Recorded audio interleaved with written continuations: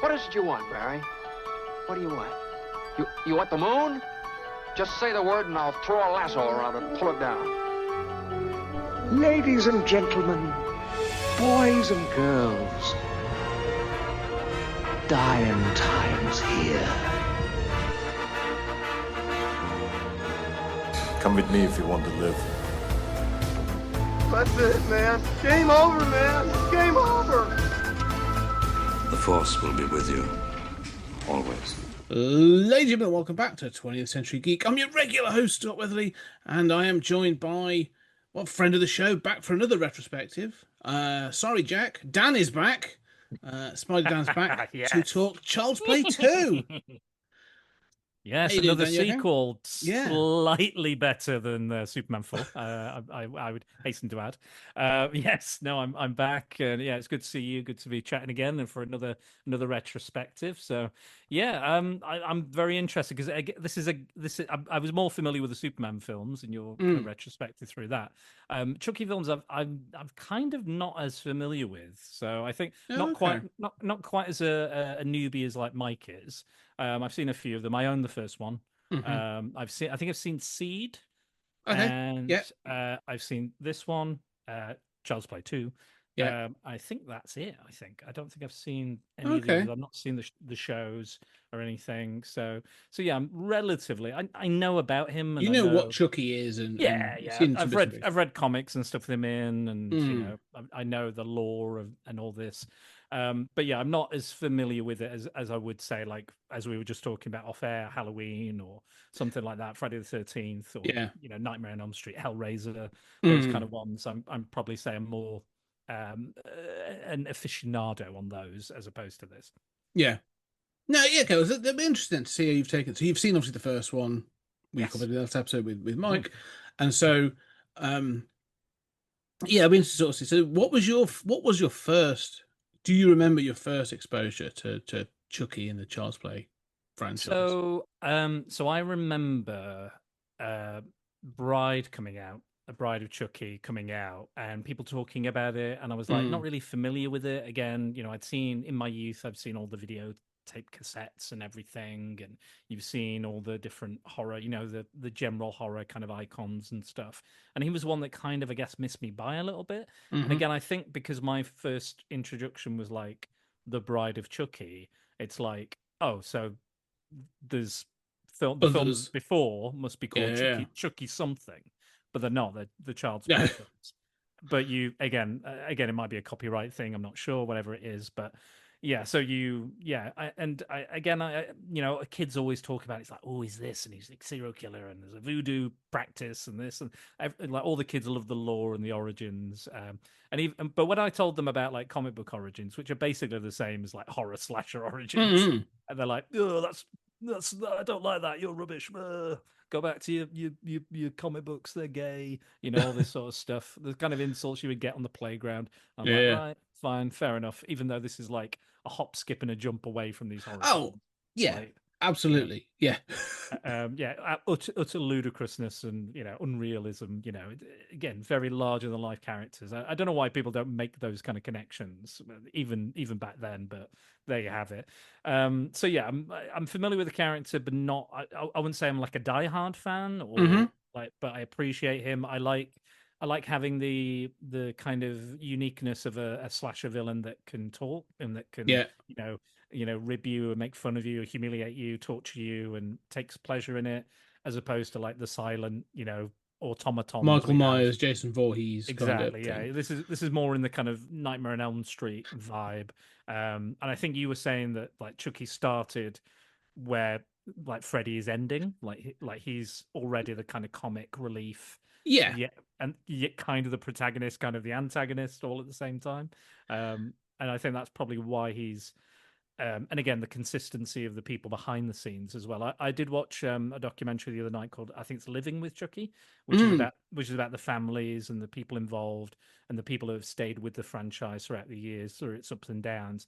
And that's why, like you were saying on the previous podcast, it has this consistency in like story and tone and characters and actors and, like you said, special effects. So yeah, I kind of appreciate that. I kind of like it. I think the documentary is fine. It's not great. it's not the best documentary I've ever seen, but it's got all the people that you would expect to see in a documentary like this. And yeah, they do kind of focus on the family element, and it's kind of weird that as I'm sure you'll discuss in your next film, what the kind of horrible kind of Dave's things. joining us for that. Yeah. Yeah. There's, and one of the films I was going to cover or put in my list to cover was Mikey, which is only apparently this March has only just been allowed to be shown in the UK again. Okay. But that was linked to the Jamie Bulger Bulger. case. And I was saying as well on the phone the other day, like we have this thing at my work where if we see a famous name, we'll share it with everybody and put like a little GIF of the famous person, like Stephen King, and you'll do like picture of it or something. It's something people did, and I kind of ran with it a bit more than everybody else. And I went to share one. I was like, oh, John Venables. I'm pretty sure he's a footballer. And I was like, let me double check. And then I was like, oh. Not going to share that. Not going to share that one. Not going to share that. I think it's Terry Venables, the footballer. Terry Venables is it? Yeah. That's who I was thinking of. But I'm glad I googled that particular one before I went whole hog into that. Yeah. Get called into the office. Yeah, fucking hell. Here you go again, Dan. What have you done? But yeah. So yeah, that's kind of my knowledge and kind of introduction to Chucky, and again, like even my nephew was a big fan of him, so much so. And again, I don't know where he's seen these horror characters from. I don't know where he's got them. I imagine, like my mum was blaming my stepdad's tattoos because he's got a load of horror like Pinhead and a zombie Batman and stuff. And I like horror films, and and my mum was blaming us. He was like, "Why is he interested in Michael Myers? How does he know the music? And how does he know, what he looks like and what he does, and how he does? And Freddy does this, and Chucky does this." And I was like, it'll be a TikTok or a YouTube, and they'll be like doing a silly dance or something. Well, it'll be comedic. I think the thing is, nowadays there were so many sort of like I was gonna say Hot Topic. I think from the American stores, that kind of sort of thing. But like Forbidden Planet, like you go into any of those shops, like you'll see a Chucky doll, you'll see a Good Guy doll, and you'll see that sort of thing, and they're just ubiquitous now. There's kind of like they've become sort of everywhere, aren't they? Because like you say, and even that's almost the desire now. Like you can see it, like like Freddy and obviously Michael and Jason, Freddy, are the almost like the trinity of like like, oh, they're the ones that started it, and then it's cool. How do we make a recognizable franchise around a killer? Brand. You have you get Chucky, you get Ghostface, and it's been that was kind of it. Like it's kind of there's been attempts, and I think sort of Art the Clown has been the resurgence of this, really, with the Terrifier series. Yeah, definitely. I the thing is, though, even I at that age knew about these characters. I didn't need YouTube or TikTok. I saw the videos. Kids talked about them. There was merchandise. It's everywhere. You can't move. Blockbuster had all the videos. You could Absolutely all those those video cassette tapes. Like the VHS tapes were iconic. The artwork and stuff. Like the original Child's Play one was really interesting because it didn't even have Chucky on it. No. It was like this haunted house, lightning, crashing. You've got there's women's eyes, like looking at the woman falling from the building, which happens in the film, which again is kind of, not giving anything away, which is you wouldn't see now. And I think they reworked the poster and put Chucky's eyes there, which I don't think look as good or effective. I think the original is much better. Like you said, with the women's eyes looking down, which is clearly supposed to be Catherine Hicks' character, the mum. But I think the difference, the funny thing as you say this, is that Mike and I sort of covered it. The first one is a thriller. Like it's a horror. It's not quite a slasher film. Like it has killings in it and Chucky's in it, but like it's literally like 50-50. The bit where Chucky goes mad as Mrs. Barkley threatens to throw him in the fire, and he's like, fuck you, and his arms swinging and everything, like, which is wonderfully silly special effects, and then he sort of escapes. That's like the halfway mark. So the whole first part, like they try and build up this sort of thing of like, is it Andy that's done this killing? Is there something? Is it the doll? Yeah, they try and raise the tension. Now, I will say this. I'm gonna ask this a question of you now. Do you think it would have been more effective if they didn't show the beginning of the film, the opening of the film, Charles Lee Ray dying, doing the ritual, and disappearing?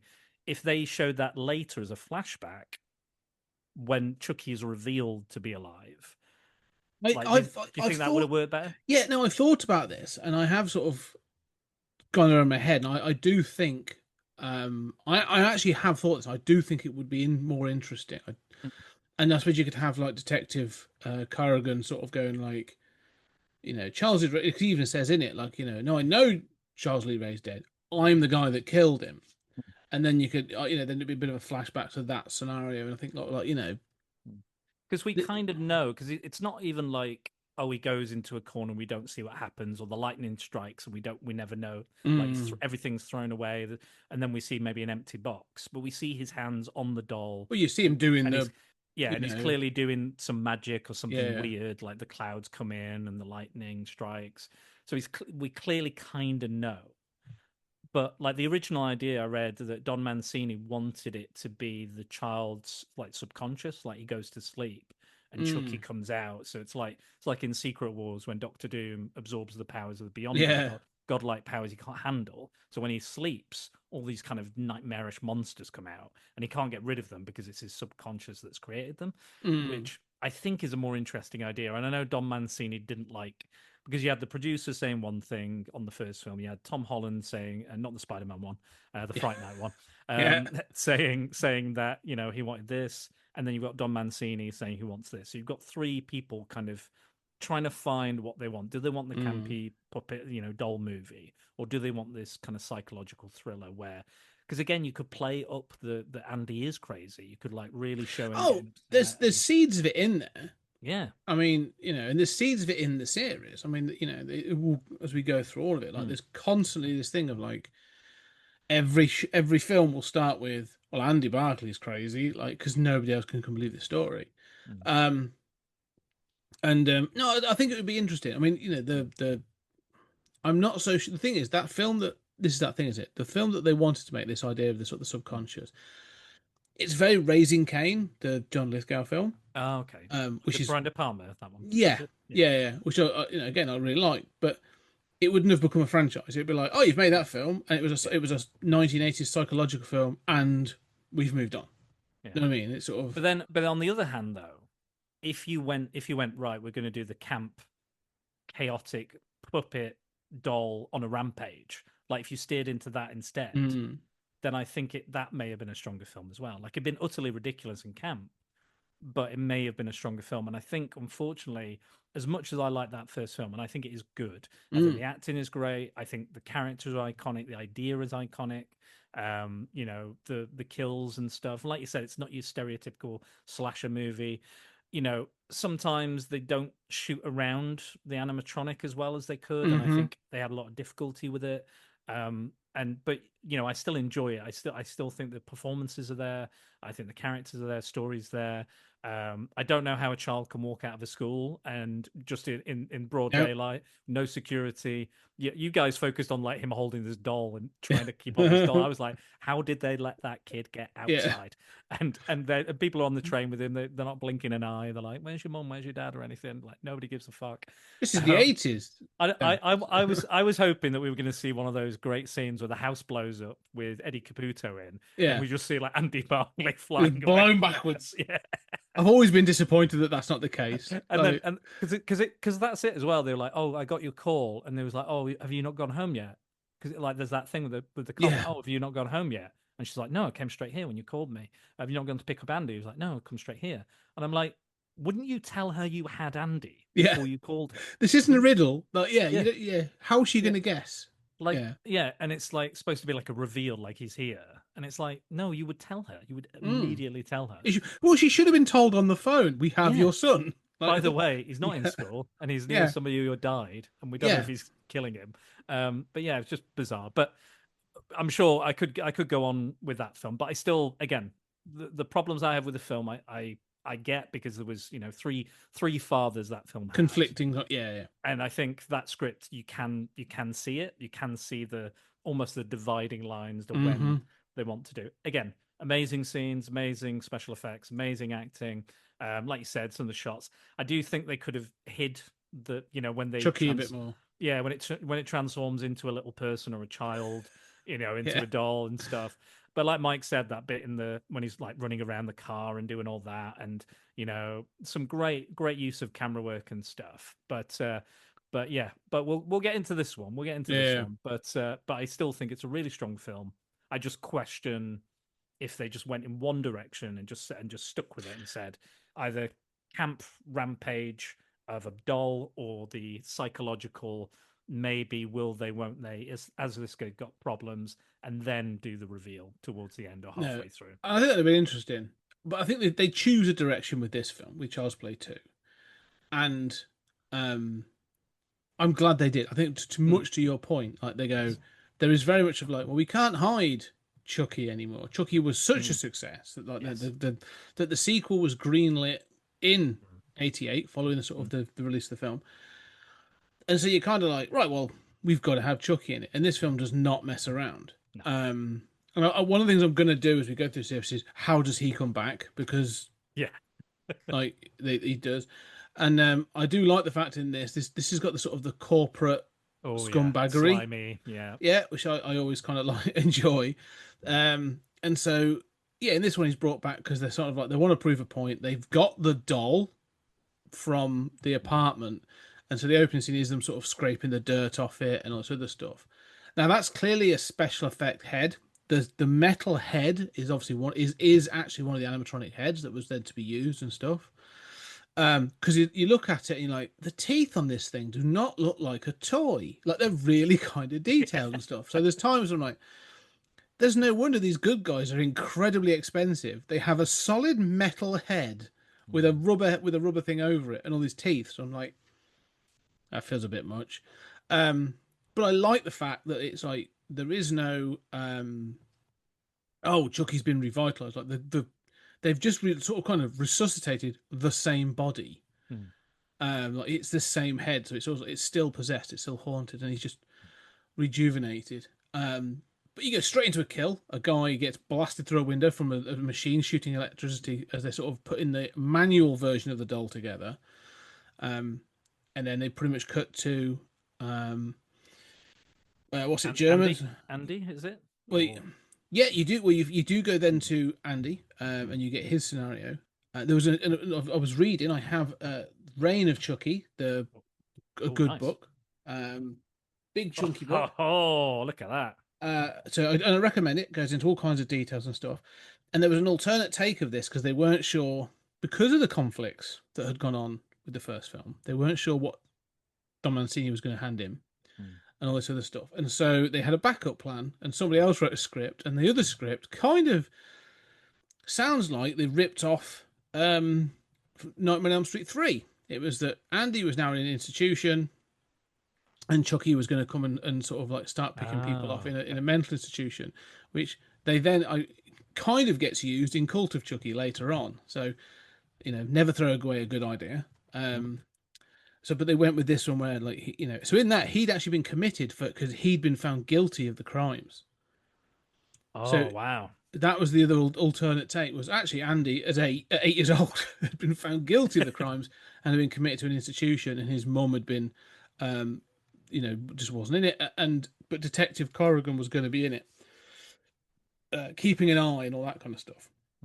This is what I've always kind of wanted with like a slasher film. Like the slasher films always end with such chaos and like how did this happen and how did he get here and who murdered this? Like if like a cop arrives at that scene, he doesn't know what the fuck has gone on. It's just like carnage. It's like maybe she stabbed him and then he attacked her. And I've always wanted to see a sequel to a slasher film that dealt with the ramifications of the finale of a slasher film and trying to like figure that out, or have characters like, what the fuck is any of this? And they're like, he's a supernatural threat. I stabbed him and shot him in his back. What are you talking about? You're insane. Like them up on the stand trying to convince people, and then maybe the killer somehow comes back. And I've always wanted to see that, just to, and again, very like tongue in cheek, like Scream or something like that. I think it could be done. I think it could be done well. The best version of that, and I think that would be funny to do. Almost to tell a slasher story in flashback from a courtroom drama. Yes, would be awesome. Yeah. But I think the best version of that you're describing is actually Dog Soldiers, So the end of Dog Soldiers, Neil Marshall's Dog Soldiers, is there's one soldier remaining after the werewolf attacks, and it ends with a bunch of headlines coming up of him basically going like, "No, there's werewolves," and the world's going like, he went to court, he's been sort of, discharged and all this other stuff, and people's like, he's crazy. And then these headlines of him trying to just like convince Oh people it's yeah. real. So Well, it's like it's weird in like the 80s. Like speaking of Fright Night, speaking of Tom Holland, mm, like there's so many films that are like The Howling as well. The Howling's a great hmm example because they go werewolves exist. I'm going to show you. I'm going to become a werewolf. on Spoilers TV. on TV in front of millions of people. I'm going to prove it. And then the next film, they're like, didn't happen. Yeah, Nobody believes it. And then Fright Night, they both convinced themselves that it was a hallucination. They're battling of vampires. yeah, And Prince Humperdinck from Princess Bride, yeah, who's the cop in the first yeah. Chucky film.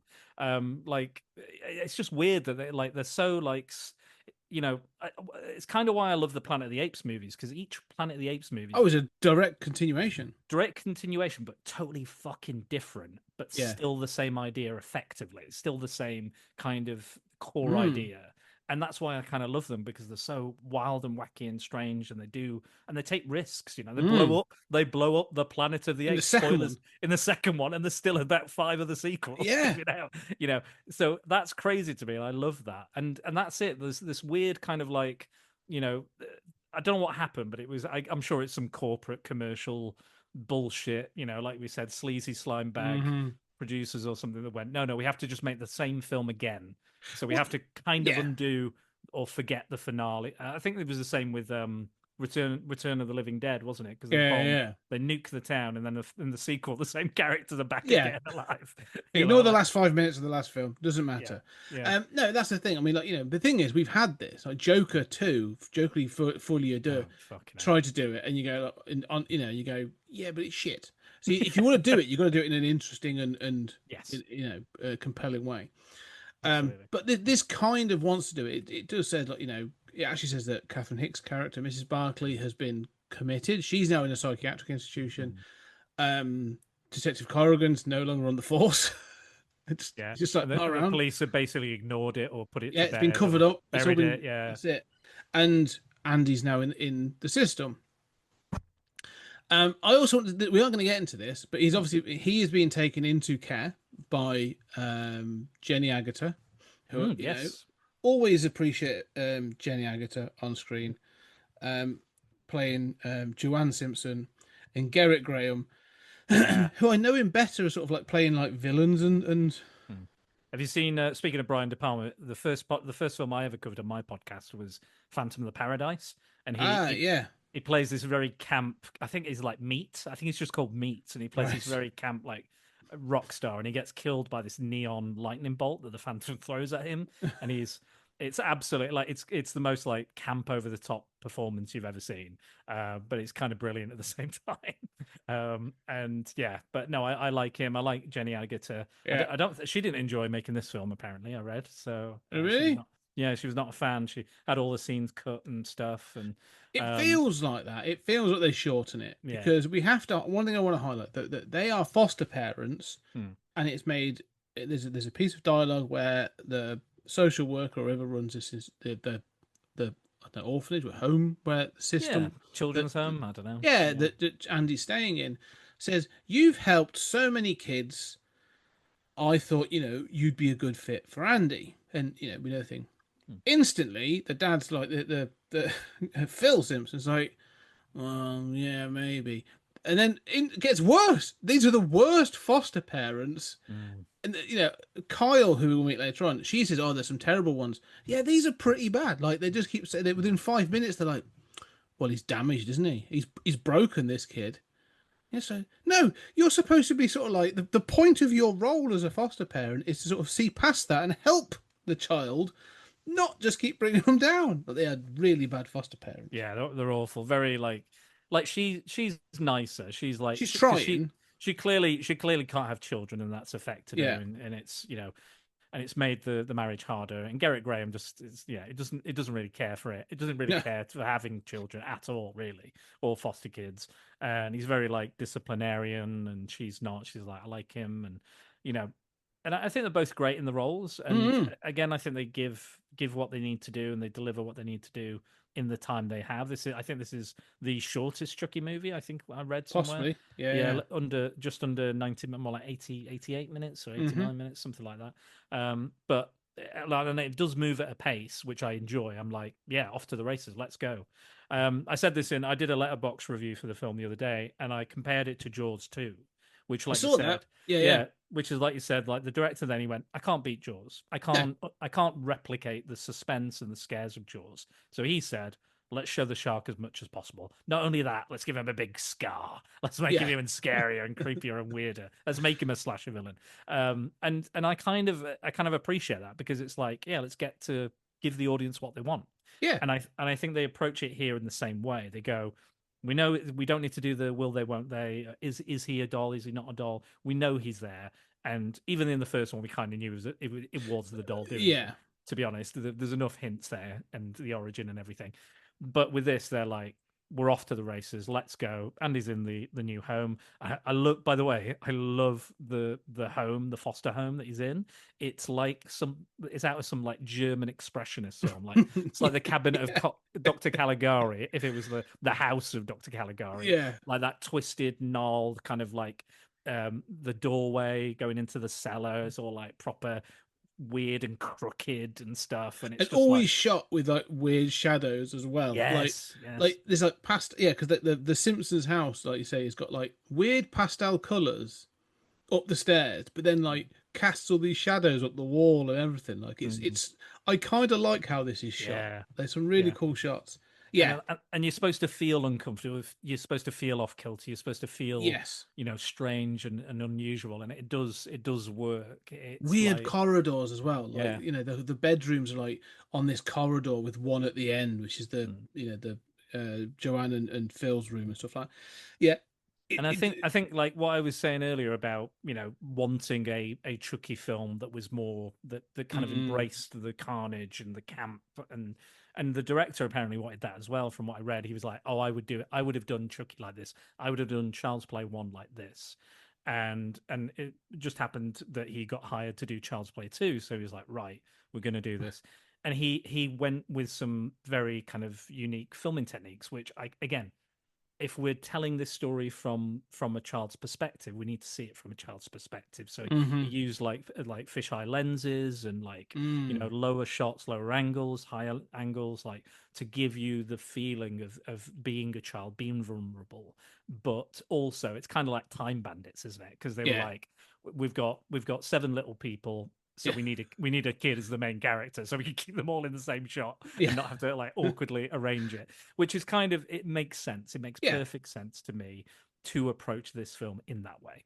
But I think one of the things that this film does, and I think embracing that, like we know what Chucky is, we know what's going to happen, get to it. And like I say, it's fast paced.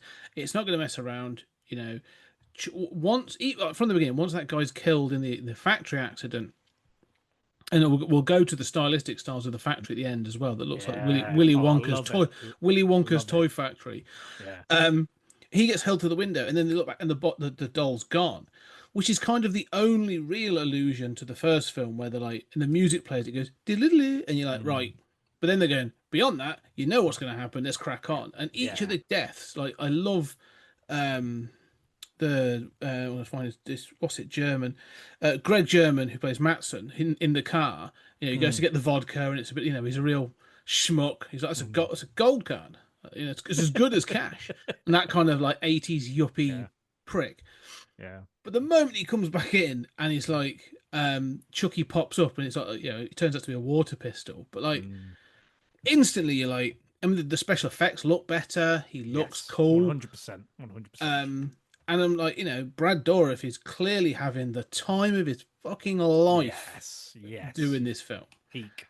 Laughing away, delivering lines, left, right, and center. Like, definitely more kind of like gags in this one, and like more like puns and stuff. I agree, and it draws that line between campy humor and like sick, twisted humor as well, and the violence, and you're laughing Like I think this is a good example of a horror comedy. I think as well. Oh, Like absolutely, a yes. great example where you do not sacrifice the scares or the violence, and you're still concerned about Andy and Kyle, but it's still like you're laughing along, you're having fun, and you're like, yeah, I like Chucky. He's not so bad. What's so Yeah. bad about him? You know.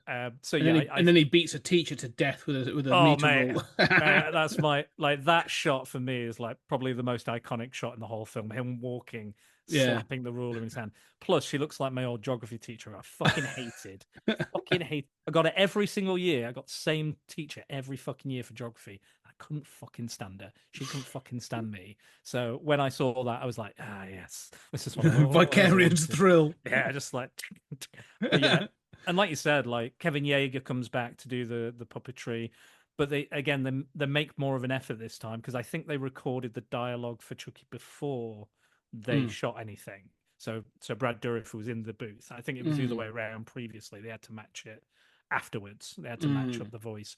And again, it's a bit rough, I think, in the first one. They don't really match the mouth movements and the expressions, but here it is another level. I watched Yeah. them back to back and I'm like, this is it. And like plus the design is more like the kind of red-headed stepchild kind of design, like the Mad Magazine type character. Yeah. And like that sneer and smile and those eyes, you know, he's really pure evil. Like he was evil in the last one, but again with that, There's a pleasure taking it in this yes. one. There's like Oh god, there's a sick.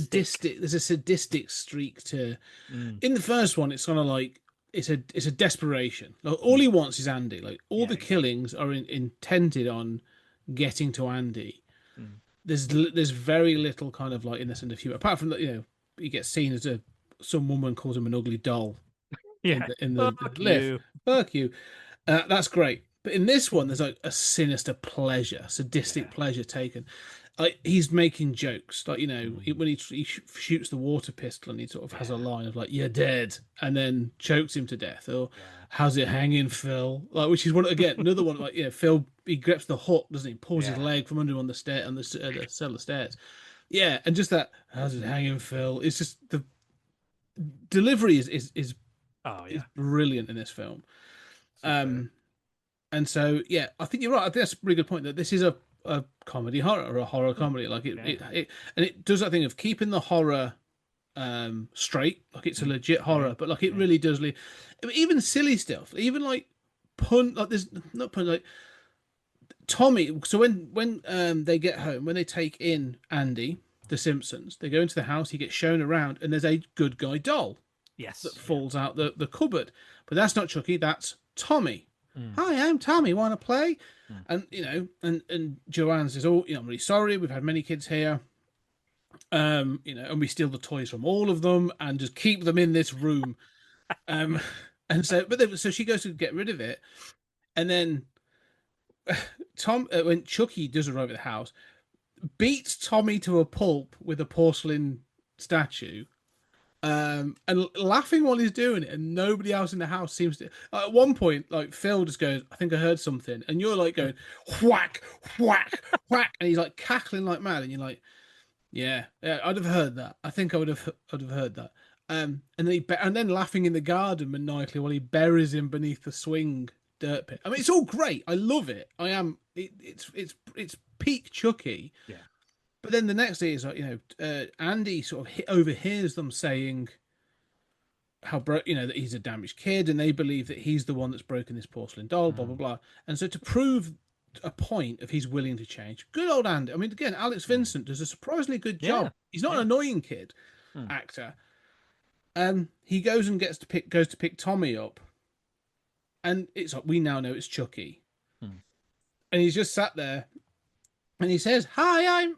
And he has to remember. And Yes, I love that. And I love his that. eyes sort of go to the left a little bit. He's like, Tommy. And it's like, yeah. And you're kind of like, brilliant. Absolutely. The timing on that is fucking incredible. And Yeah. that was one of my favorite moments when I first saw it. It's like, hi, I'm Tommy. Yeah.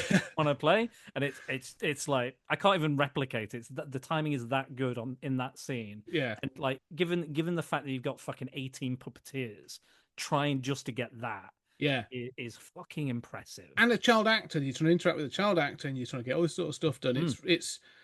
yeah, it's brilliant. I think it's really well done. Yeah. And Again, it's the Jaws thing, isn't it? It's like getting the fucking shark to work is like, and absolutely, it's yeah. got getting all the timing, and I think they said this in the documentary. Fans have said never make Chucky CGI, never do, No, it wouldn't work. never ever do. Exactly, because we need that uncanny valley It's all aspect. it's all part of it. It's Yeah, yeah, and that's why in the remake, which that's it, I have seen the remake as well.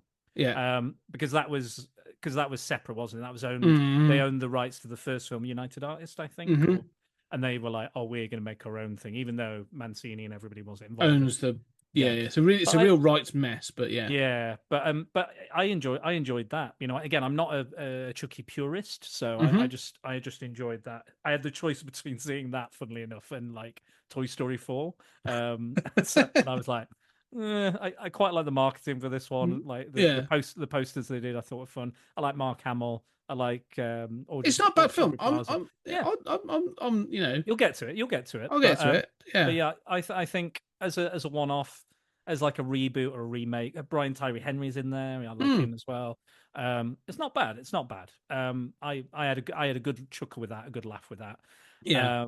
And this was a thing as well because I was like, me, I'm always looking for like these alternative like Christmas stories and for my season, and I'm like, I keep thinking like, I mean, the remake, they're taking down Christmas lights. In this, it's very wintry.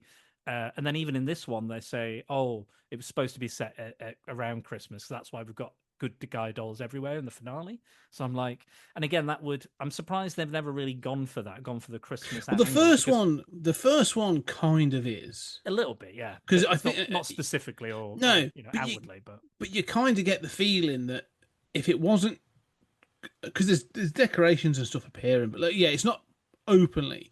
But you no. kind of get the feeling like if it hadn't been Andy's birthday, it could easily have been Christmas Oh, morning. absolutely, 100%, 100%. Yeah, And maybe in one of the there's a original version scripts, that there's was. a version of that.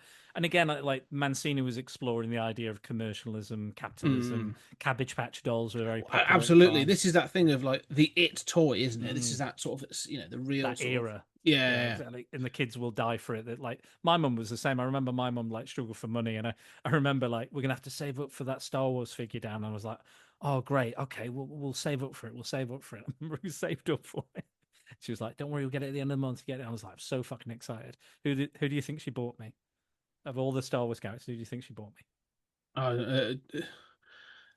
Like someone like I don't know Tarkin, Grand Admiral Tarkin. C3PO.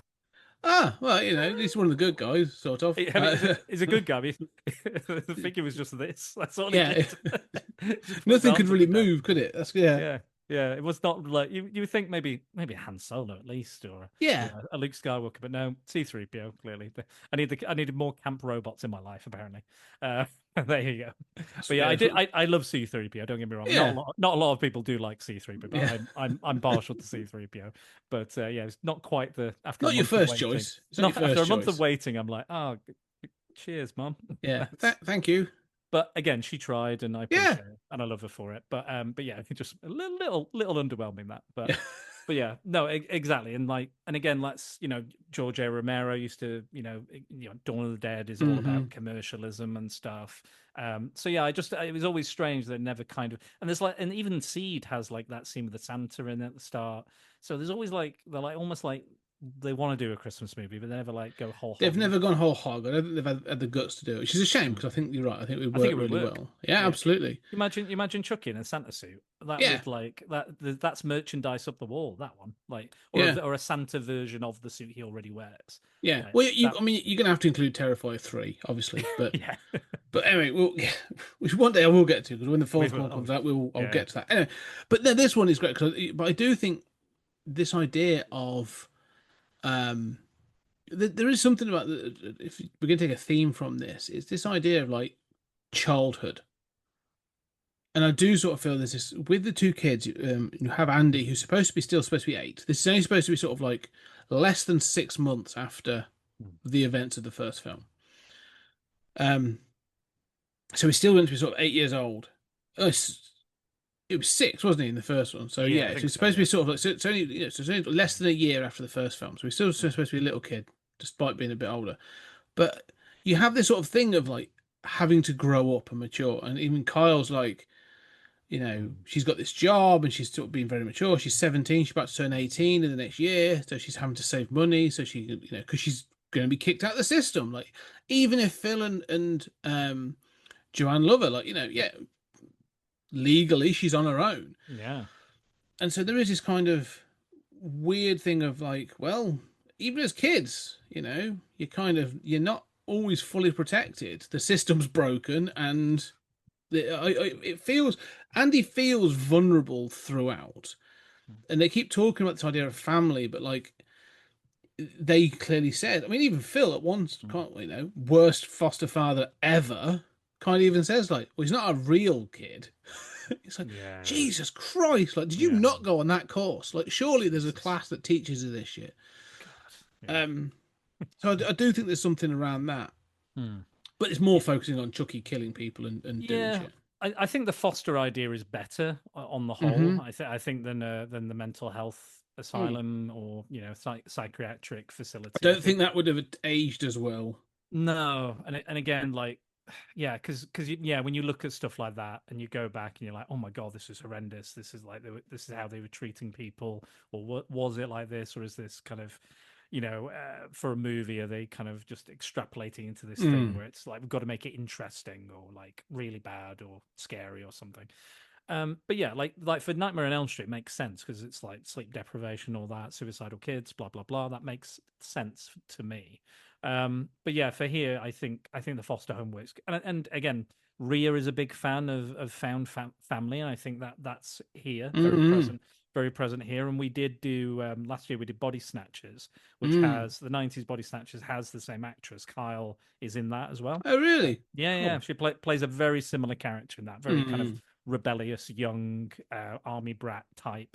Okay. Really good. You should check it out. I think you'd enjoy it. No, I haven't seen that. Yeah, I'll try that. Yeah, but yeah, like, and I think them kind of bonding, and again, she's a bit jaded. She's, I think she was 25, but she's playing a 17-year-old, I think, or something like that. And I like that he's kind of jaded as well, or kind of is like, traumatized, and they're kind of finding slowly and surely this common ground. Again, I think if anything, this film is lesser in or has a weaker aspect. I do think it's the acting between the two leads. Yeah. I don't obviously, Catherine Hicks and what was his name, Chris Sarandon. Obviously, they're adults. They've got a lot more experience, but there are moments where they just look a bit awkward or out of place, or especially in the finale. I think Carl's just kind of like, where am I supposed to be looking? What am I supposed to? It just looks a bit kind of awkward. Weirdly, they're both better when they're interacting with the Chucky doll on their own than I think Yes. than when they are. Because again, there are scenes later. I know we're jumping around a bit, but like once it's all gone down and stuff, and Andy's been taken back to the Phil's been killed, and so Andy's returned to the home, and Chucky's trapped in the basement, and he then sort of basically kills Joanne and kidnaps Kyle by having this knife. He gets her knife, but he's obviously been beaten up and his nose is bleeding because he's becoming human again. And then they have the moment in the police car where the interactions between Chucky in the police between Chucky and Kyle are actually quite good. And then when they get pulled over and she's sort of talking about how fast she's going, and she's like, she has to sort of, the nose starts to bleed, and the policeman's like, "What's that?" It's like, "You've heard of the dolls that go pee? This one bleeds." But again, like that was a thing from the original script as well. Apparently, it was going to be called like Blood Buddy, wasn't it, or something? And okay, and like you have the I think it was like Baby Orgon or something back in the day, and they drink and then they urinate out. Yeah. But this was like, oh, this one bleeds. I think Tom Holland was like, no self-respecting parent is going to buy a doll that bleeds. Yeah. Nobody wants that. No, I don't know. Like, I was talking about Barbie recently, and in that film, they're talking about all the weird dolls and stuff they came up with. They're like, "There's Midge, and she's pregnant. Oh, that's weird. That's too weird." Yeah. like who came up with that idea? So it was kind of like that. So I kind of get. I think that was a Tom Holland thing. He was like, I think he's just said, "Yeah, it's too ridiculous. We're not having that." It seems great on the on the outset, but he's going to be bloody stabbing people anyway, so there'll be enough blood going around. Yeah, absolutely. You don't need it all. Yeah. But I just like some of those interactions, and again, um, it leads to some some good scenes. Again, like, there's the shooting of this, like the fire alarm is pulled and all the kids are running downstairs and Yeah. there's other people grabbing it, and then it's sort of like you're following this group of kids and there's Andy, and Andy stops, all these kids running past him, and it pans around and you see Kyle holding Chucky, Mm. and it switches and you see Andy stood at the top of these steps, and there's Kyle, and there's this knife at the base of her neck, and Chucky's on. I mean, this isn't high art by any stretch, really. It's No. great fun, Mm. but I, as you sort of said, I appreciate they actually made some real effort for some of the shots. And like, there's one shot where like Chucky's like framed between the banister in the house, and there's other shots like it's like, yeah, they've gone for some really cool shots in this. And I think that sort of it makes it elevates it a bit where they've actually tried to do stuff. So Yeah, because I think like when I go back to that first film again, I don't think it's poorly shot at all, but I do think it's kind of very standard. Like it just feels like I don't know if Mike mentioned it or you mentioned it, but sometimes it felt like very TV. absolutely, to me. yeah. Like there's a kind of a TV crime procedural thing about it, but it just happens to have a murderous doll. There is that the policemen are acting like very much like those kind of policemen on TV and stuff, and the scenes are shot very kind of standard. It's not very dynamic, or when the doll comes out, obviously that's where all the dynamism is in the film. But with this, I think everything is very, there's a reason for it to look this way or to have this angle or to depict it like that, like the use of shadows as well. And yeah, just I also think the score is fantastic by Graham Revell. I think, and again, it's not. I think he lied. I think someone said like, "Oh, have you ever done a big score for a film?" He's like, "Yeah," and he was like, "No, I hadn't." And I think it's great. Like It's really good. Yeah, it's really creepy and it's unsettling as well. Yeah, and I think it's and I very think childlike, isn't it? It's got that sort of like tinkly, ding ding ding kind yeah. of sort of. But also, I think it's a good kind of dichotomy from the campy carnage that's going on. We've still got this this is what the characters are feeling, is the score. There's just this unnerving energy of this thing could be anywhere and could get into the little nooks and crannies and figure out how to get us, and and he's unstoppable seemingly, much like the Terminator. He keeps popping up. Yeah. No matter how much you do this to him and do that to him.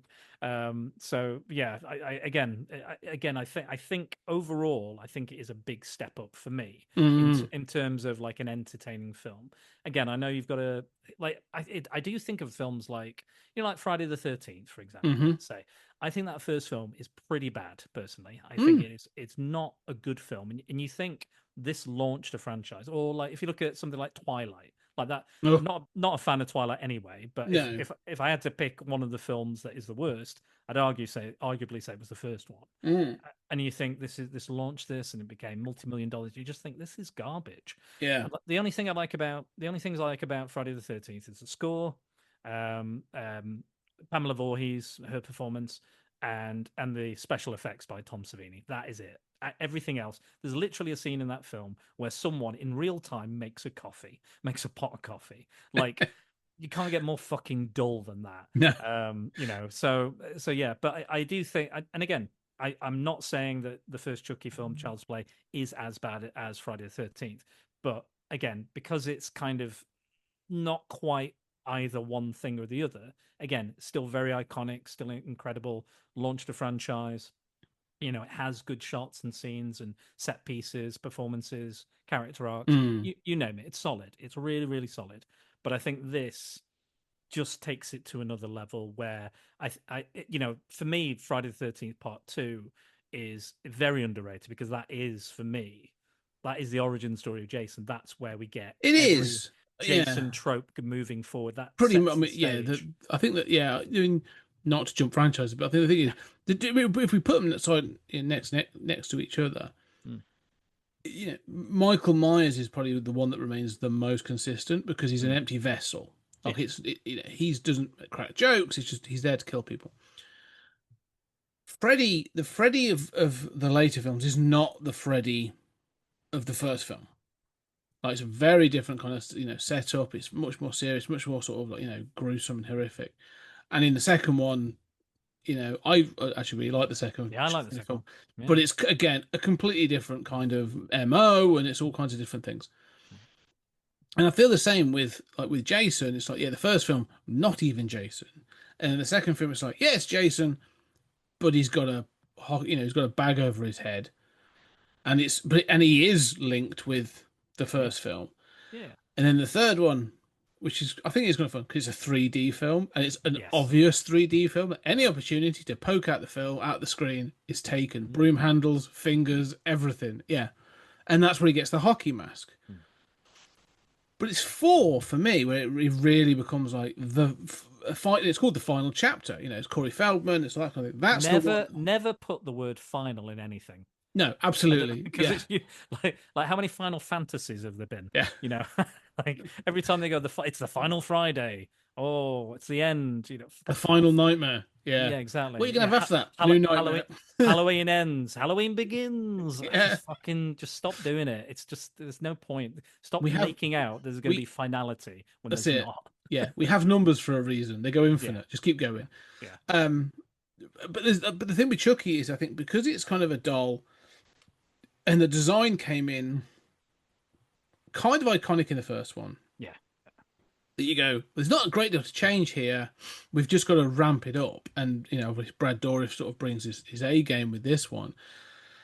It kind of like this one sort of cements it following the first one, but it's still the same Chucky. Like there's no there's no development. It's just a continuation. It's that character again. Yeah, and absolutely. he's technically still after the same thing. Yeah. So but again, it's everything else around that. It's like, yeah, we know this. We know what he wants. We know what he does, how he does it. We know how he speaks. We know what his personality is. Yeah. It's everything else that has moved on, has changed, Yes. and evolved for the better. Yeah, absolutely. Yeah, like 100%. And like I said, it's pacier. Like we get to the point, we crack on. There's not all these kind of long laborious scenes about nothing. It just like we've not got a mystery to solve. We've solved the mystery. We've opened the mystery box. We opened the good guy box, and he's out. We're now here to see the bad guy. Yeah, and he is truly a bad guy in this. Yeah. I love when he puts the stabs the woman at the foster home, where like that scene where Kyle arrives. Great line. Yeah. And he stabs her, and then she's being photocopied. He's like, Yeah. and that's like again that evil smirk he's got. Amazing. Well, it's when he the first time he sort of comes to life in her hands. He says like, amazing, isn't it? And then stabs her. It's just like brilliant. Love it. I mean, the thing is, this whole sort of chase at the end, though, again, has like there's real humor in how this is set up. Chucky is kidnapped and knocks out Andy in the back of like a paper van. And then Kyle's sort of chasing up behind him, and like pulls up, it's coming, and the headlights light up the back of the van, and this sort of animatronic Chucky just sort of like his finger just pops up, and he gives her the finger, and the way it's done is, as ever since I was a kid, has always made me laugh. Like I can't not laugh at this and Kyle looks like legitimately shocked. It's like, oh my god, like yeah, but Chucky's just giving the finger. I don't really understand the end. They go back to Play Pal's factory, but there's no real reason to go there. Like Chucky just says, "Welcome, we're home."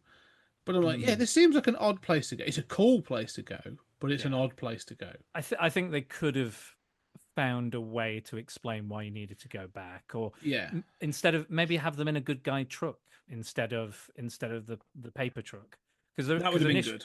Yeah, because initially they're in, and like he can hide and he can pop out of each of the boxes or something.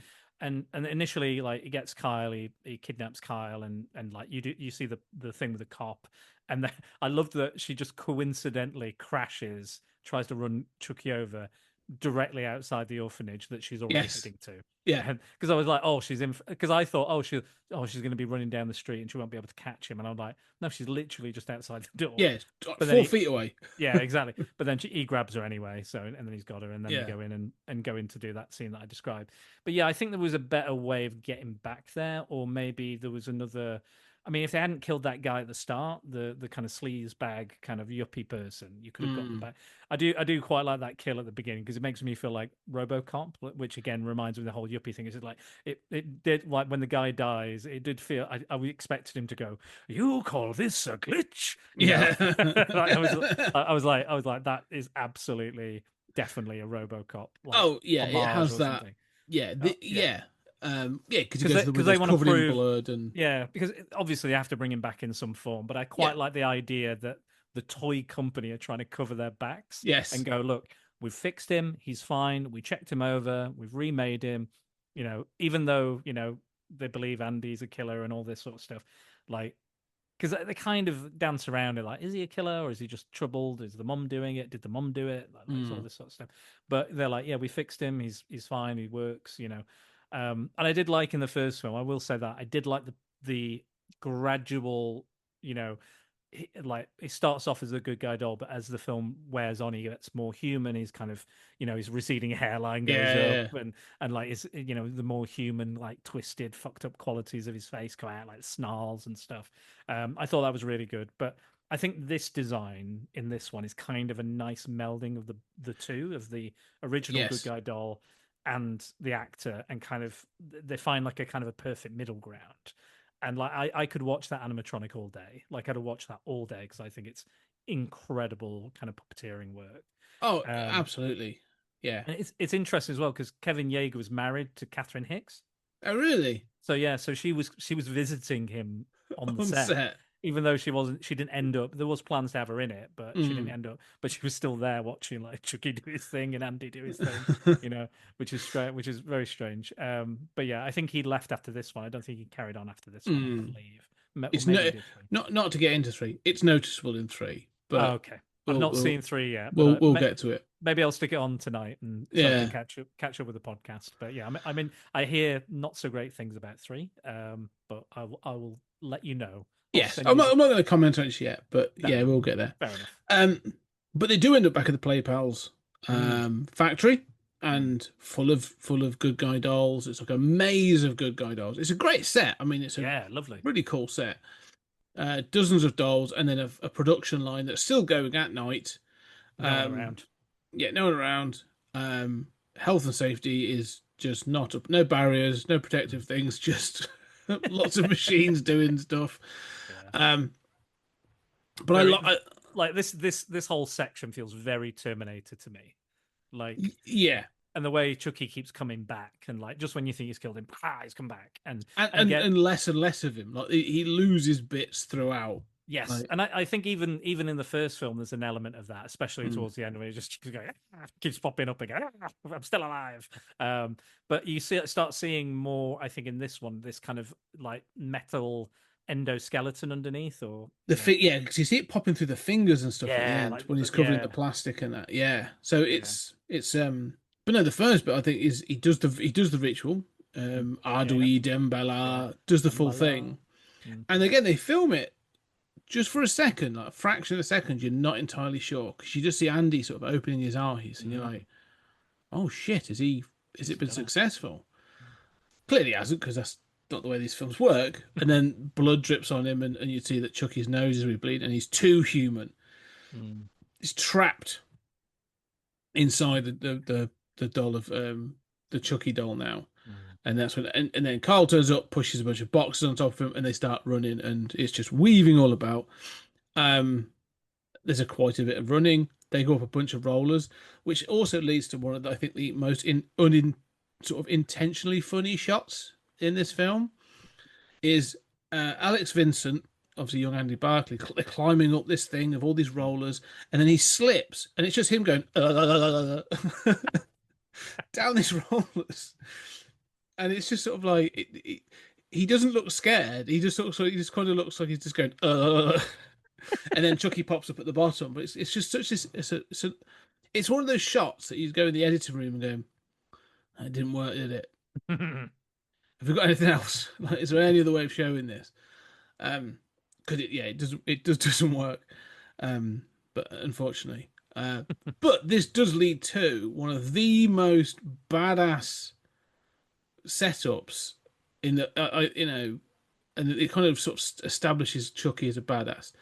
They climb up the thing, they get out. Kyle slams down this gate, which is, as you say, kind of beginning to get very sort of Terminatorish, and Chucky's hand is trapped. And instead of he can't get it out, and so he pulls and pulls and pulls until he's basically sort of severs his arm at the wrist, and you have this bloody stump. And again, the animatronics, blood spurting out of it, and there's the look of shock and stuff, and the screaming that from Chucky is. I mean, I forget. I honestly forget. Like I get so invested in this film that I'm like, oh shit, yeah, that's a puppet. Like it's not real. Yeah. And then then he pulls the handle off the knife, slams on his arm, and tapes it up, and he's got a blade arm. It's brilliant. Yeah. I love all that. Everything about it. Love it. I mean, if you're slowly turning human, I don't think it makes that much sense, but No. but it's cool. It's a great visual, and Yeah. he's fucking insane. So yeah, I wouldn't put it past him. But yeah, no, great. Like you said, and that's the point of the film is it gives we're seeing Chucky come to life. Yeah. Literally and figuratively, he's becoming more human, and he's a believable character again. The Brad Dourif was never on set. All of those lines are recorded in a black box room. Yeah. But he brings so much life to it, and it gives the animators, luckily that they had the recordings this time, to be able to go, right, now we can match it and make sure it's absolutely watertight, perfect. And it's we look at kind of things like Toy Story now and go like, oh wow, look at the work they did in the mastery of their craft, and and we're still kind of enjoying that CGI kind of world and those creations.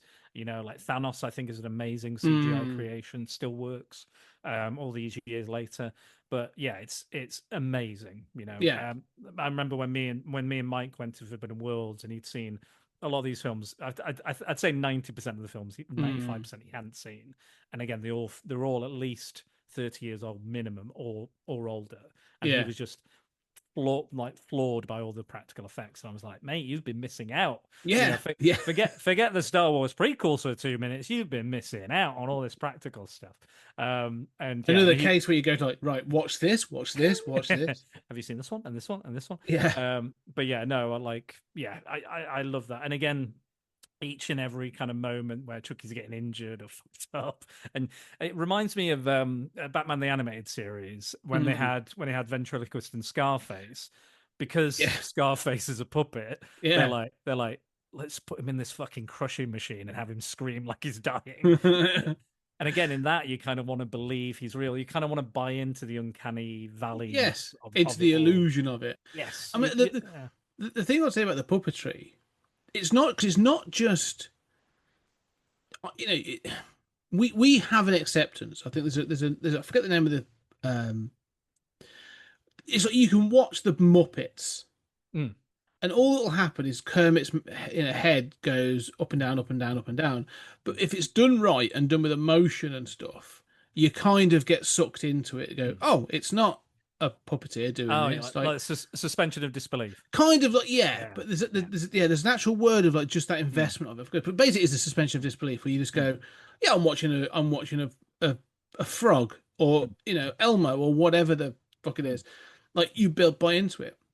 And so, and the same sort of thing that happens with Chucky is 'cause it's not just having the lines match the lips.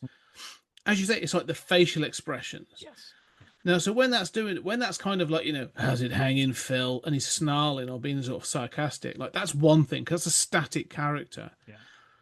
But moments towards the end, as this gets ramped up and he's howling and screaming and like, I'm going to fuck you up, all of you. And he's sort of like, the doll is moving, the face is moving, that they're catching the lips.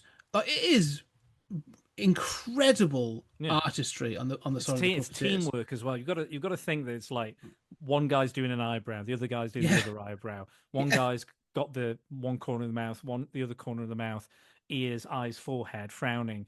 Like you have to match that all together. It's an ensemble job. And then again, not only that, just facial expressions would be hard enough, but you've got to get him walking, moving, and the director I read as well, like that scene with him like walking towards with the with the ruler walking towards the camera. He was like, I'm not doing this until it's perfect, until I've got it. It's 100% right, because I need to know it's going to look that good on camera. And like I said, that moment alone makes you perfect. Believe that's because you're hurt. You're going, oh shit, he's coming towards me. Yeah. I believe he's coming towards me. I believe I'm in trouble. I'm gonna die. And there's never a moment where you're like, this is stupid. This is ridiculous. They jumped the shark. You're like, no, I'm invested and concerned and worried. And again, like you said, this is quite a complicated set of action sequences. It's not like, again, it's not like you've got Arnie there, or or something like that. It is, or like parts where they've got to hide certain bits like wires and shit, but like it's not an actor, it's 7 people. They're basically putting on a play themselves via one character. It's a one-man show. 18 people are operating that one-man show, making it run seamlessly, smooth, and calculated and professionally.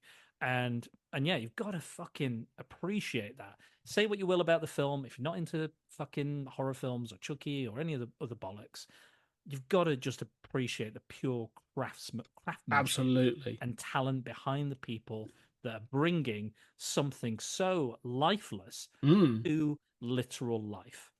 Yes. Oh no, I absolutely 100% agree. It just, it's phenomenal. It's one of those things I think has just been horror films. I do think do get today at least. Yeah. Will get much more attention and applause for like special effects and for doing specific things. Not at this period. Like this would have been completely sort of glossed over as a thing. And yeah, so I absolutely applaud it. I mean, there's some it goes silly as well. I mean, they are clearly having fun. I mean, for example, a scene that I enjoy as Chucky's getting more and more messed up. Like he attacks, he's got his arm, just taped up with the blade. And I do wonder. You used to mention Terminator. There's clearly going to be a Terminator 2 moment where instead of finding a sort of an endoskeleton arm, and take it to Cyberdyne Systems, they're going to find a bloodied plastic hand and be like, what is this? What the hell's that? But he comes down the sort of thing. You've had this thing where they found out the machine goes backwards and sticks arms and stuff all over, whatever's gone in backwards and makes it all molten. And then Chucky attacks him, and then they push him and he gets stuck, and a sewing machine starts lamping plastic tags into him. And you know what? For years, I've always been like, oh, yeah, that's just that. I thought it was his leg. It's not. That's clearly into his balls. It's now human balls. Yeah, but he's howling. But the fact is, like, as he's howling when it's happening, his arms are going and his eyes are going wild and stuff. And I was just like, I love this. Like, this is so stupid, but I kind of adore. This is awesome beyond belief. It's a blast. It's so fun. And like, they get him in the thing, and he like bursts out, and he's like, it's just brilliant, just brilliant. And I think again, the kind of creepiness and the gaudy colors of the toy store and the factory and stuff. And I even like the security guy comes along and gets knocked into the machine, and his eyes get fucking popped out. Yeah, brilliant, really humorous. No need really for funny. it, but it works really well. It's fine. Yeah, I think he doesn't. He fall. I think he just falls over. I can't remember if he gets. He gets shocked. He sort of sees something and then falls in, and the machine grabs his head. And he's like, and then it's like, brilliant. Yeah, just moments like that. But yeah, and then you get again almost Terminator 2-esque. You get the hot molten kind of plastic or wax. Which before that, because he loses his legs in the machine. Oh, of course, yes. And then he's on like a trolley on the floor, pulling himself along, shouting at Andy, saying how he's going to cut him into little pieces. I'm going to cut you into little pieces, you little fucker. And he's like, really angry. Fuck it. They know what they're doing. It's fucking funny. It's fucking funny shit. It's hilarious. I love it. But there's like blood everywhere. And that's when Andy pulls the valve and the molten plastic goes all over him. And not the end. No. Again, not the end. Not the end. Not the end. Not the end, friend. Not the end. Because like he's covered in his molten plastic. Another great effect because it's sort of similar to the first film. Yes. Like Chucky cannot go out he's not going to get. Well, we'll get to it. Like, I think the first three have some interesting, like, how we're going to kill Chucky. We're going to burn him. We're going to dissect. We're going to dismember him, cover him in plastic. We do all kinds of like really mean shit to him. But in this one, like, he gets covered in molten plastic. He still tries to get Kyle. In this one, and she shoves an air hose in his in his face. But because he's molten plastic, he can't get it out anymore. And so, if you've ever seen the film this always makes me think of is Big Trouble in Little China. Oh yeah. When one of the three storms just starts breathing in and starts inflating, and then it's just like that. And then his head gets, but in this one, Chucky's head gets bigger and bigger and bigger, full of it, and then bursts. Brilliant! It's amazing. So fucking great. Yeah, just great fun, and just a great finale. And it earns the finale as well. It's it's entertaining throughout, but it really does earn that finale. Again, great locale. Again, we probably could have gotten there in a more succinct way, or not just like, oh, we just happened to be here again. Very kind of like lazy writing for me, that. But I think the locale and the way it's shot and the way it's like, I think they based it on the maze of The Shining. I think I read, and I can absolutely see that, because they're trying to go around corners and they reach a dead end, and the way it's shot is very much like shot from that angle as well. So yeah, I absolutely love this. And again, it was this I saw relatively recently. I think it was only a couple of years ago when I first watched this. Okay. And I just was like, this is brilliant. This is like one of the best horror sequels I think I've ever seen. And yeah, just firing on all cylinders as a film does. And again, like what I was saying about the director and him wanting to do his own version and stuff, I appreciated him quite literally like Chucky's burying the former version of himself. He's burying Tommy, who is named after Tom Holland, the director.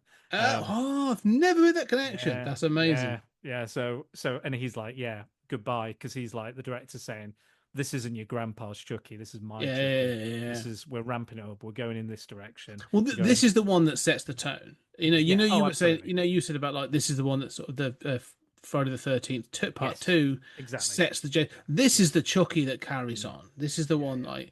You got Child's Play 1 and then Child's Play 2, and this one is this is what Chucky is. Like, he's sarcastic and he's sort of like vicious and sadistic, and that's the sort of thing that we're gonna continue with. And so this sort of sets the template that goes forward. And I'm glad they sort of hit it early on. Absolutely. And for all the flaws that are going to come, and of all of these films, there are flaws. Everyone sort of talks, and obviously Bride of Chucky is the one that I think rebooted it and sort of restarted a lot of fun in the franchise. It's a different kind of Chucky. It's the staple together. It's got Jennifer Tilly in it. It's got all those kinds of different factors. But for me, I still think, to me, this is still the peak of the peak of the franchise. Yeah. It's all downhill from me then. Just. No, just I wouldn't bother. No, it's not so much downhill, but like. This is the one where they're like, this is it. We're setting the template now. Like, it's so bizarre to me as well. I saw Megan 2.0 this year. I didn't bother. I kind of like the first one, but I like the first one. I think it's got a sick sense of humor. I watched it back to back with Barbie, so it was a nice two dolls obsessed with death. It was an interesting double bill, but I enjoyed both massively. But yeah. There was something. This new one just I did. There's a review on Letterboxd, but I was kind of people like, should I go? And I'm like, do you like Marvel movies and spy movies? Because it's now that apparently. Again, there's stuff I like about it. I don't think it's a bad film. It just is not what I think a lot of people were hoping for when it came to a Megan sequel. And I think they kind of. I haven't seen it, but the first one was kind of like a PG-13. It's not gory enough or anything to be like a real threat. But it kind of went like, we're not going to compete with these other things. Let's take it in a different direction. She still pulled that kid's ear off, so that's still pretty fucking gnarly. But I know what you mean. But then I thought about, because there's all these rumors about them crossing over with Chucky, Megan crossing over with Chucky. So that was my thing, is like, are they repositioning her because of her popularity as the hero that fights the villain? in the Possibly, Chucky but Megan she film. becomes, in that case, she becomes so overpowered that she'll just decimate Chucky in like 3 seconds. She So absolutely would, yeah.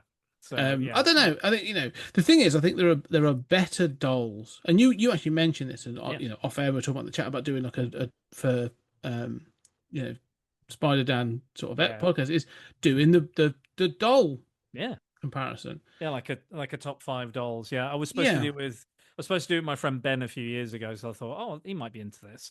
And then he didn't do the research, and I literally started doing it. He's like, I can't do this. I won't do this. And I went, right, can we just do one of them? So we decided, Yeah. and it was in connection because I was trying to. I think at that point I was trying to like maybe I can kind of connect it to the stuff that's coming out. So I was Mm. like, oh, if we do dolls, then Megan's coming out. We can connect it to that. And then we ended up just doing Dead Silence because it was a James Wan creation. Oh, that's not a bad one. I kind of Yeah, like so this. It's got yeah, some creepy moments in. yeah. It's not great, but yeah, there's elements of it I liked or Yeah. enjoyed, but Yeah, yeah, yeah, my sister loves it, but yeah, not one for me, I'd say. But it was an interesting one to discuss. yeah. Mm. But yeah, so yeah, I'd love to do like a top five creepy. But if we are going to do franchises, you're only allowed one from each franchise. So Oh, I I'd wouldn't. play everyone. I'd try and even avoid the franchises. I mean, I'd be Yeah, going like just the film yeah, Dolls. yeah. Dolls is good. Dolls is is good. is a good film, or even like Yeah, or if a franchise maybe I'd go with like mm. Puppet Master, Yeah, fair enough. some so, we yeah stuff We'll like look that. at that. But yeah, But yeah, if people want to hear about creepy let us know. dolls, Yeah, let let us know us about know and creepy we'll dolls. do it. Do you want us to You know, go the other way? We'll do a crossover in the other direction and do creepy dolls. yeah. Um, Anyway, but yeah, no, but this film ends. Obviously, Chucky gets blown up, and then it literally ends in like an old school kind of way yeah, I love it. with Kyle and Andy just leaving the factory, and Kyle says, "Let's go home," and Andy just says, "Where's home?" and doesn't get an answer. So you are kind of leaving this going like, I, I don't know, I don't know what happens next. Like, there is no resolution. There's been no police involved. There's no sort of as you sort of said. Often there's a case of like police involved or fire brigade or whatever. Mm. Nope, Nope.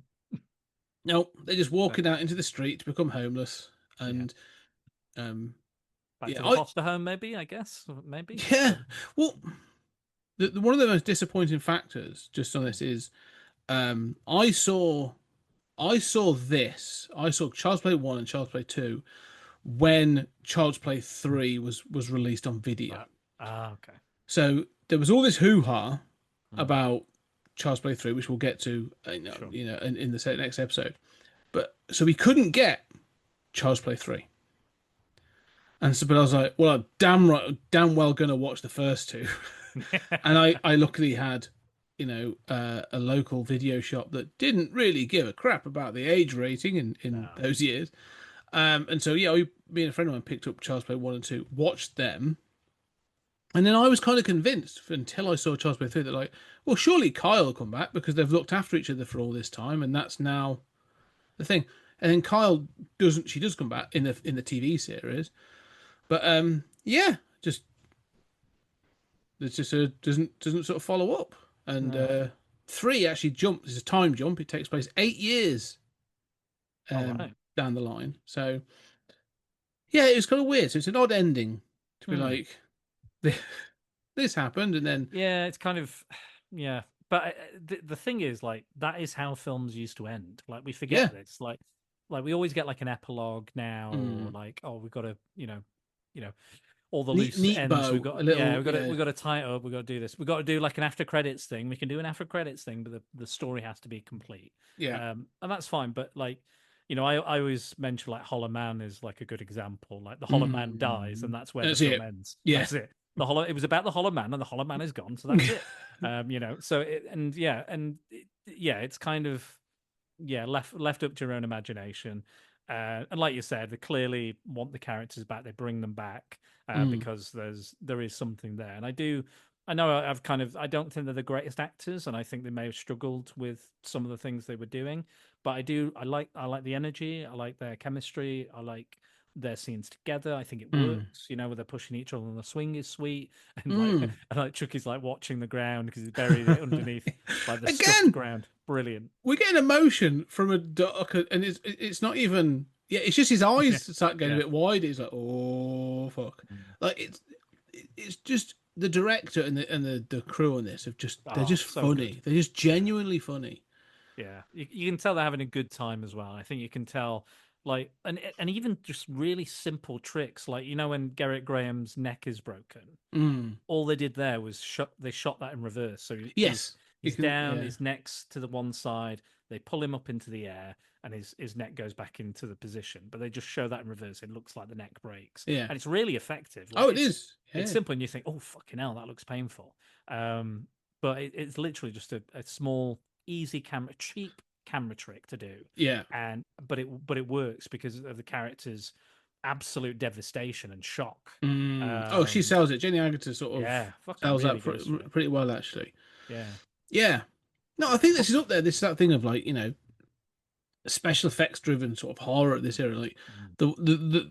and especially funny ones. I mean, I'd say this is up there for me. I've always thought it with Killer Clowns from Outer Space, Nice. Yeah. which is another one that you go like, the clowns are silly, they're alien, but they're all again animatronic, and they've got Yeah. some like great thought. A bit Amazing. silly as anything, but like, yeah, I love that film. Yeah.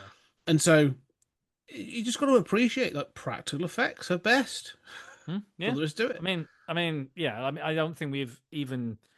Again, the CGI can do a lot of things, but Mm-hmm. we still on a daily basis complain. I still complain about CGI. And I don't know back in the day how often we would complain about physical or practical effects, but I doubt it was as much as we complain about bad CGI.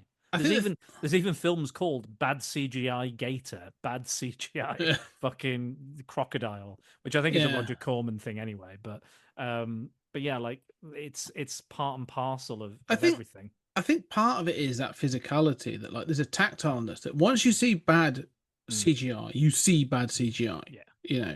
and it can be something as simple as the rendering on the physical. I'm trying to think, there was an example actually I saw recently, but I can't remember what it was in. But the rendering on a figure that was supposed to be was fully CGI looked fine. So if you looked up from say the knees up, it looked Mm, pretty darn good. mm. But then you could clearly see from the feet positioning and the shadowing that they'd done on the floor that it wasn't standing on the floor. Like it just looks. Do you know what I mean? Like it just didn't Yeah. look like it was having a tactile connection with the Yeah. floor. And so you go, oh well, that just now stands out as a CGI effect. I can't Yeah. And I think bridge that gap. That's similar to the issue I have with a lot of CGI creations is the weight. You don't feel the weight, the Absolutely, gravity. absolutely, yes. And like, if that character is floating off the ground, then that's the problem, is that you can't feel the heft or the weight of something that's CGI. Yeah. Because either the actor isn't conveying that, or if it's a big gun or something, or if it's a big sword or what have you. But if that doesn't have physical weight to it, then it doesn't feel like there's anything there. Mm-hmm. And I think that's my biggest thing, is when I'm watching stuff, I'm like, does it feel like, even if it's the camera can do a lot of work to Mm-hmm. make it feel like it has weight and it's genuine, it's real. But you need to know how to do that, and how to again Well, make those tools work together. Much like all the puppeteers in this, you've got to find a way to kind of blend them all together so it yeah. does create life on screen. Absolutely, I think I love that life on screen. That's exactly what it's going to be. And I think, yeah, practical effects just have that ability to give you that tactile kind of ability to sort of tap into it. Yeah, I'm kind of a fan of like miniatures and all those kinds of things as well, because you can often I love matte matte paintings. paintings. Oh, I good. adore matte paintings. I think they're amazing. Till A this day, lost skill that is a lost sort of yeah, like using mirrors to sort of as well to sort of place or glass clever, plating so to sort of clever. yeah. Well, that's what they did in Alien, wasn't it? In Aliens, where Mm-hmm. they're supposed to show all the soldiers in the cryo chambers. They don't have enough money or Yeah, stuff, but they just put a mirror in the yeah, back, and they're like, yeah. "That's That's it, it. job But done." we've only got four of them, so that's why But we've got a mirror. That was another thing that like I noticed when I was watching Aliens with Mike of the Forbidden Worlds. Like they're talking about all the cost cutting things, and Galen Hurd working with like Roger Corman, and how they kind of got round stuff. And I was like, and I just was watching all the corporate stuff with like Burke and everything, and I was like, how do they seem like so sci-fi, these corporate guys? And I realized the collar, the lapel, they just fucking turn it up. Yeah, That's it. That's all they did. And I think that is fucking genius, because yeah, it it works. feels sci-fi, Yeah, but it's such a little tiny detail yeah. you wouldn't necessarily notice, but that's literally they're in a suit. It's a regular suit, cheap suit. They just flick up the collar. Yeah. That is it. Job done. Lapel is up. Job done.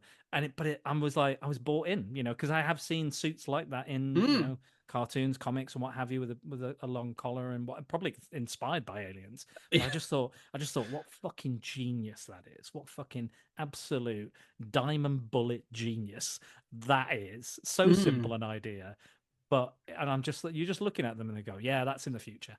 Yeah, they've got the collars up. It's a new fashion trend. Works. I mean, it works. It's no stranger than the fashion trends we see with Gen Z or anybody else, or what we used to wear. I was going to say, don't discount us. Yeah, like I wore spliffy jeans. I wore jeans that sort of like that were insanely big. So yeah, we've all had our with moments. spliffs on them, just loads of spliffs on them. Just spliffy Nafco jeans. But I'll just go back to this. One of the things the thing I want to talk about on this is before we finish is the marketing to this. You mentioned earlier on, we talked about the poster for the first remake, Child's Play, and it's the Catherine Hicks eyes looking down, the woman falling out the window. It's Child's Play. Oh my god, what is this about? It's a psychological thriller. No, it's about a killer doll. This one's a bit like we're not going to bury the lead. No. And it's sorry, Jack, Chucky's back, and it's a what's it? A Jack in a Box. Oh yeah, with the scissors. Scissors. It's a scared looking Jack in a Box with Chucky looming over it from behind with a big pair of scissors. Nice. And again, I'm just like, perfect. It's genius. And if you ever watch the trailer, it starts in that way. And it's got that little box. And it's like dun dun dun dun dun dun dun, dun as it sort of spins around. And as it's about to pop up, you expect it to pop up. Chucky kicks it out the way and just starts laughing at the screen.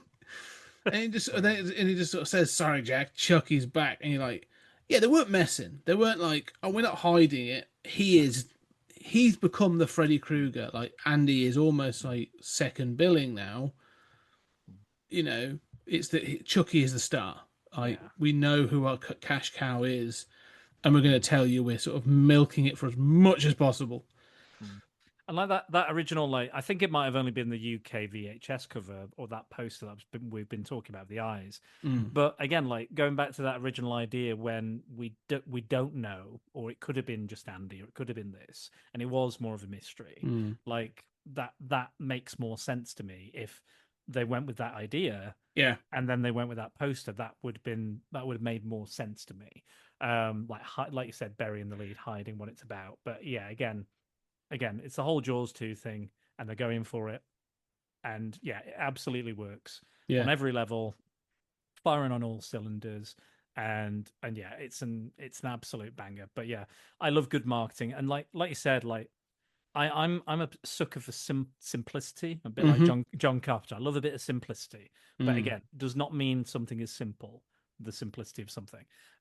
Very complex, John Carter, but he likes simplicity, in his stylings. Yeah, and I think that poster, and again, that's why I like. I'm a big Spider-Man fan. He doesn't really have a simple costume, by far one of the most complicated comic book costumes of all time. But I love a good, simple, straightforward, design. That's like modern posters. I fucking hate them. I really do. All the people are on the front, like the Avengers Endgame just got all the fucking characters on it. Yeah, doesn't mean anything, doesn't say anything. It's just AI slop of just like, oh, just make sure all these actors have to have their faces on because we've got to promote, and the agents need to have them on. It's like those early Scream posters. They're gonna all the horror posters coming out at that time. They had to have all the actors. But that had a purpose, though. See, that's why I think it's clever. The Scream one had a purpose because it was always false billing. True. Because the first poster, who was the first one? The first one, it was like, I was to say Demi Moore. It wasn't bloody Demi Moore. It was Neve Campbell. No, she's not front and center. Ah, okay. Matthew Lillard. No, who gets killed the first 2 minutes? Oh, Drew Barrymore. Drew Barrymore. Thank you. Yeah. Drew Barrymore is front and center on those first posters. And everyone was like, oh, because Neve Campbell, it was a TV star. Matthew Lillard was barely known. All the other actors are barely known. Rose McGowan, TV actress. Yeah, yes. Skeet Ulrich was like, no one knew. And so she was the draw. So it was like, oh, it's a Drew Barrymore film. And then that was the I like that, but that sort of when that has a purpose like that, like you say, it Yeah. works. Yeah, I think that particular one, but that set the trend for the other ones for the yes, fucking I know what you did last summer. Where again, there's no point to having them all on the poster. It doesn't add or say anything. They're just all on the poster. no, Like you said, yeah, that's a clear misdirect from Wes Craven.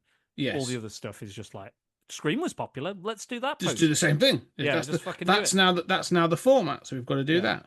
exactly. Yeah, That's the trend. So that was what I was getting at. Less so of like Scream having a bad yeah. poster, but I like something that's iconic, straightforward, simple, and again that speaks and says something. Like you say, that's saying like the old toys are out, the new toys in, and it's a deadly toy. You know, Mm. I like that. The something. This is why I kind of like. This is why I kind of want to do the Creepy Doll podcast, and I wanted to do a Killer Kids podcast as well, or a Creepy Kids Mm. podcast, which I may still do at some point. We could do that as well. But I like when you take something inherently innocent Yeah. and fucking twist it like a baby or like Mm. a doll or something. That I find absolutely fascinating. Like nursery rhymes, you know, you take Mm. those lovely, wholesome, wonderful little thing, but you just slightly move it to the side, and it's really fucked up. Well, that's where the sort of the 1, 2, Freddy's coming Yes, for you really works because it yeah. is insanely creepy. Mm. Anyway, we shall wrap up there for now, I Mm. think. But any final thoughts then on Child's Play 2? No, I think it makes for a great double bill. I think Yeah. because that's how I watched it this time. I just stuck them both on, both again really short and sweet, both of them, and again massive improvement going forward. Again, I'm sure there's a lot of people that will prefer the kind of serious, more procedural Mm-hmm. mystery suspense building in the first one. Again, I have my issues with it, but I still really like it as a film.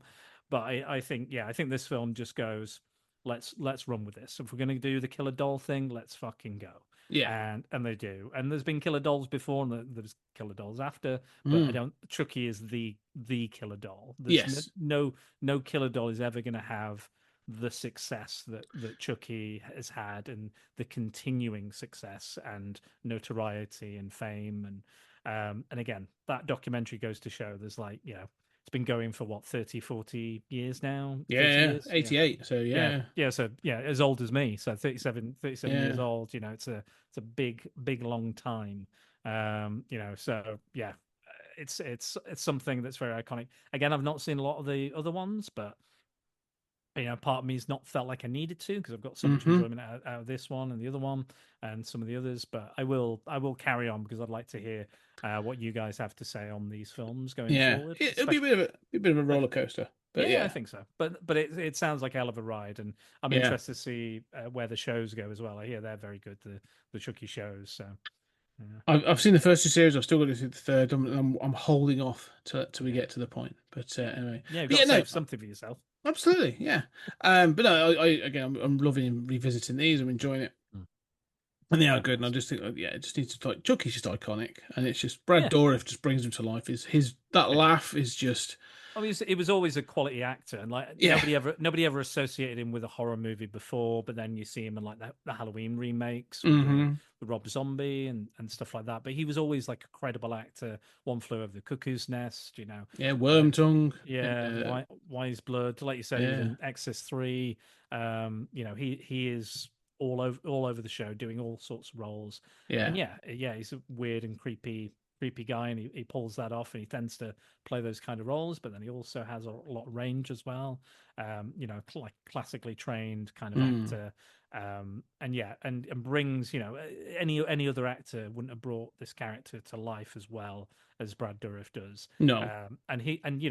When he dies, I'd argue that they won't put Worm Tongue on the obituary. It'll be Chucky.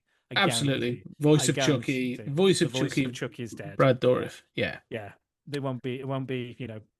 Maybe One Flew Over the Cuckoo's Nest. Maybe, but I think it will be the first. Depends on the series. newspaper. The Guardian will be One Flew Over the Cuckoo's Nest, Brad Dourif. Everybody else will be like, Chucky is dead. Yeah, Thank God he's dead. yeah, finally. Or is Taken he? enough. Yeah. Everyone stood around the grave just waiting to see what happens. Yeah. But no, it's been great fun. I'm enjoying this too. But before we go then, Dan, where can everyone find you and what you got coming up? So recently we did a podcast which I really enjoyed when we talked about kind of Reaganite Rambo films and the kind of era, and it was good.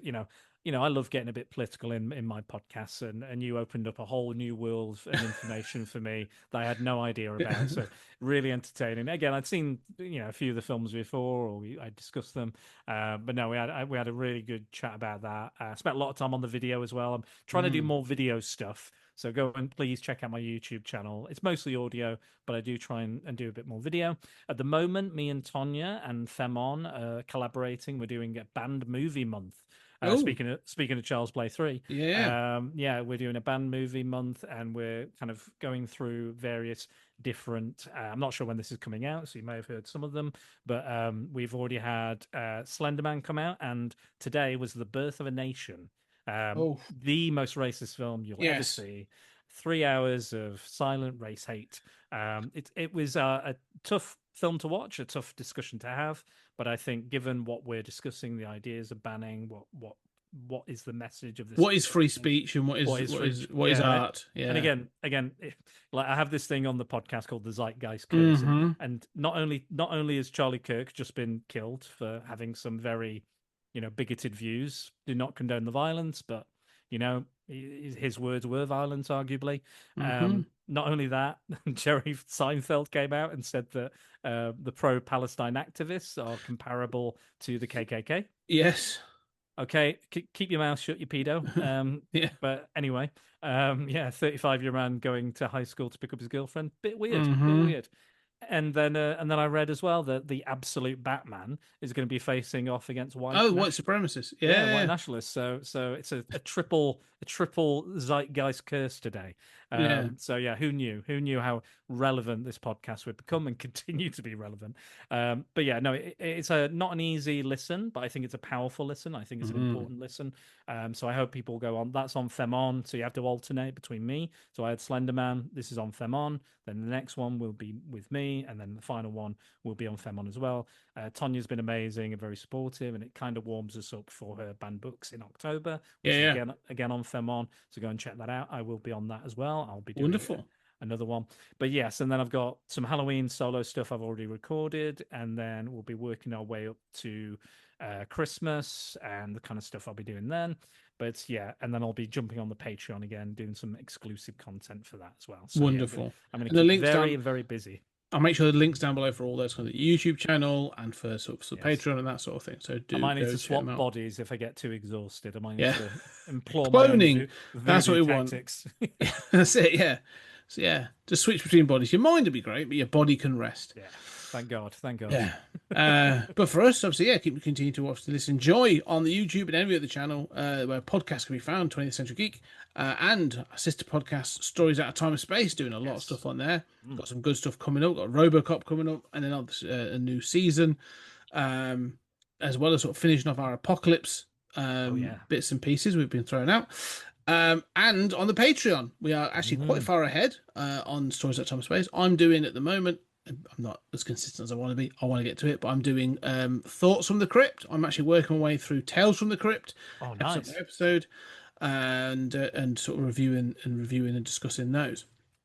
So go check out those links down below. But for now, Dan, thank you very much for joining us on this retrospective. I really appreciate you coming on. And pure child's play. And for now, ladies and gentlemen, thank you very much, and we'll see you on the next episode.